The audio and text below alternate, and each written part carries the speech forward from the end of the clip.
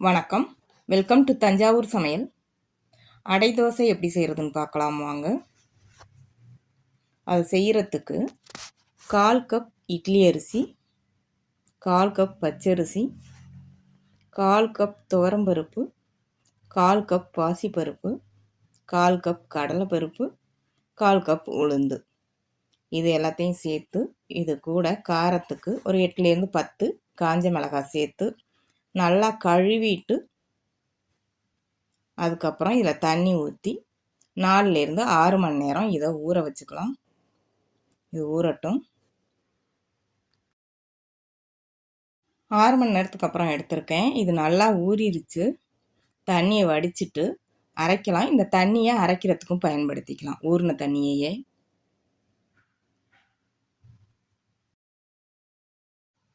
இது கூட 1 டீஸ்பூன் சீரகம், கொஞ்சம் இஞ்சி, தண்ணி சேர்த்து இதை கொரகொரப்பாக அரைச்சிக்கலாம். இப்போ தேவையான அளவு உப்பு சேர்த்து நல்லா கலந்து விட்டு எடுத்துக்கலாம்.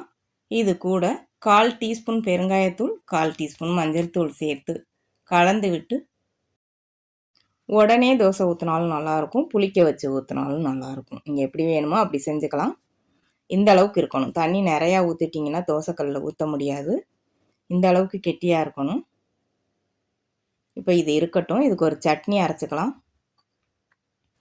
2 டேபிள் ஸ்பூன் எண்ணெய் நல்லா சூடானதுக்கப்புறம் 2 டேபிள் ஸ்பூன் உளுந்து, காரத்துக்கு 8லேருந்து 10 காஞ்ச மிளகாய் இதோடு சேர்த்து எண்ணெயில் வறுத்து எடுத்துக்கலாம். இதை வறுத்து எடுத்துட்டு அதுக்கப்புறம் இதே எண்ணெயில் 10லேருந்து 12 சின்ன வெங்காயம், 2 தக்காளி சேர்த்து இதையும் நல்லா வதக்கிக்கலாம். வெங்காயம் தக்காளி நல்லா இந்த அளவுக்கு வதங்கணும். வதங்கினதுக்கப்புறம் இதை ஆற வச்சு அரைச்சி எடுத்துக்கலாம். இப்போ வறுத்த மிளகாய், உளுந்து, வெங்காயம் தக்காளி சேர்த்து இதுக்கு தேவையான அளவு உப்பு சேர்த்து இதை அரைச்சி எடுத்துக்கலாம். சட்னி அரைச்சிட்டு இதில் நீங்கள் எந்த அளவுக்கு தண்ணி கலக்குறீங்களோ தாளிக்கிறதுக்கு முன்னாடியே தண்ணி கலந்து உப்பு காரம் சரியாக இருக்கான்னு செக் பண்ணிவிட்டு அதுக்கப்புறம் தாளிக்கணும். தாளித்ததுக்கப்புறம் தண்ணியோ உப்போ கலந்திங்கன்னா சட்னி டேஸ்ட் இருக்காது. அவ்வளவுதான், நம்ம கார சட்னி ரெடி ஆயிடுச்சு.